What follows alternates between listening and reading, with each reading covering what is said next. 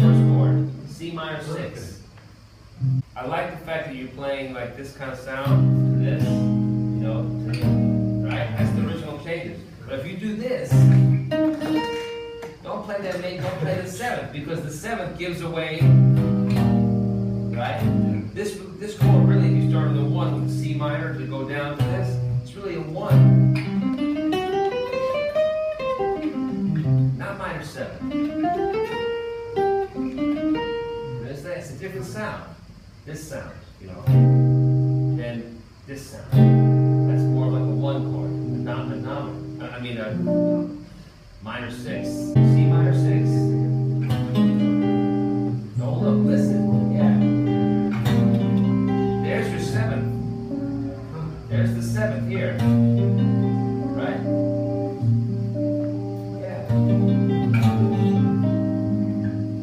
Right. G minor, not minor 7. No. Minor. Yeah, but you never want to play that. You don't need that. You just need this, the minor 6. The minor 6, or just a minor chord. Or even this chord, as dissonant as it is more minor than this. You know what I'm saying? Because the reason this is important to hit this on when it goes to G. Now when it comes back to here, it is a minor 7 because it's moving all the way down to E flat. It's about the guide tones, not about grabbing the shape of the chord. You have to hear the guide tones. So if this tune teaches you nothing else, is that the first chord is truly a minor, true minor, C minor. Right? If you want to add a note, add the 6th, right? Because the 6th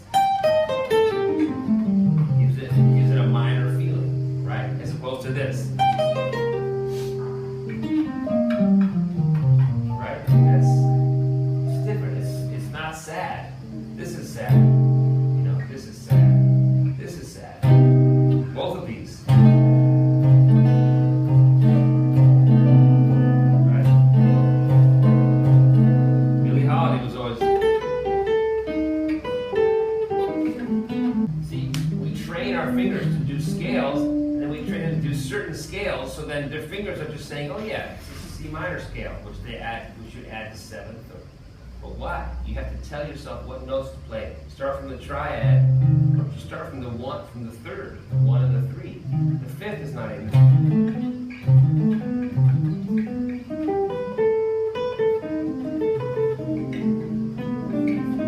There's your scale right there.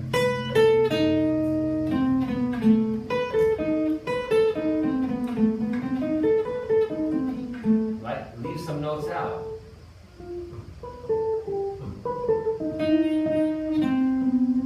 Those notes, those are your notes.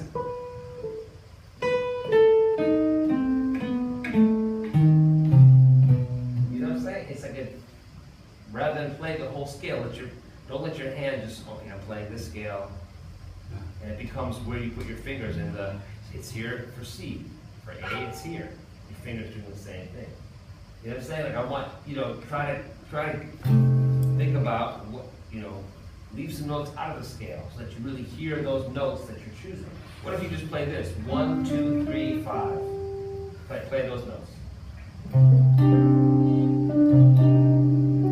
Now go. That's right in the middle of the guitar. Now go up high, start on this one.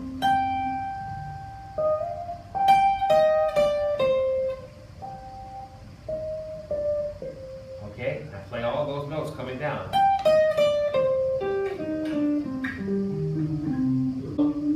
You're going to run out of guitar here. You gotta come down. Come down this way. If you do that, that's way better than playing scales that you already know. Because you're forcing your brain and your fingers to work together to say, no, play these notes.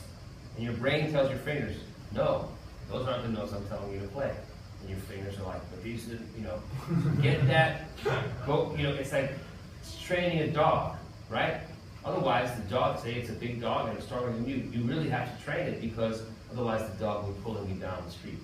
You can't do that. No, I have the treat. So if the dog wants the treat, the dog listens to you. That's how you train the dog. dog. So you have to train your fingers with something that it wants to listen to the instructions from your brain. So your brain has to tell it what notes to play. Work on that as slow as you need to do it. Whoops.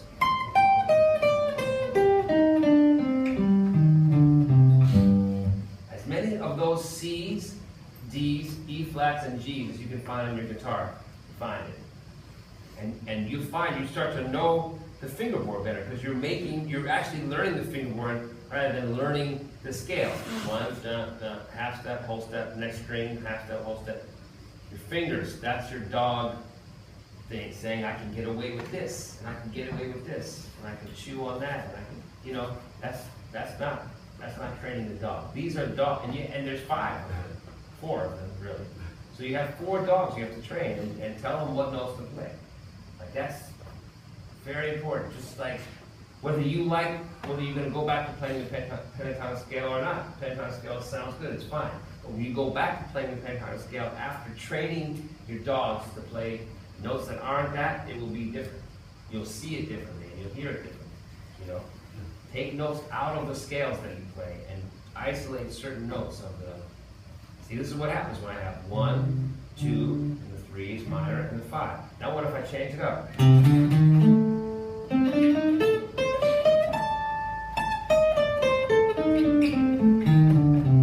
That changes the whole equation, right? One note different, change, you know, what if you try both of them?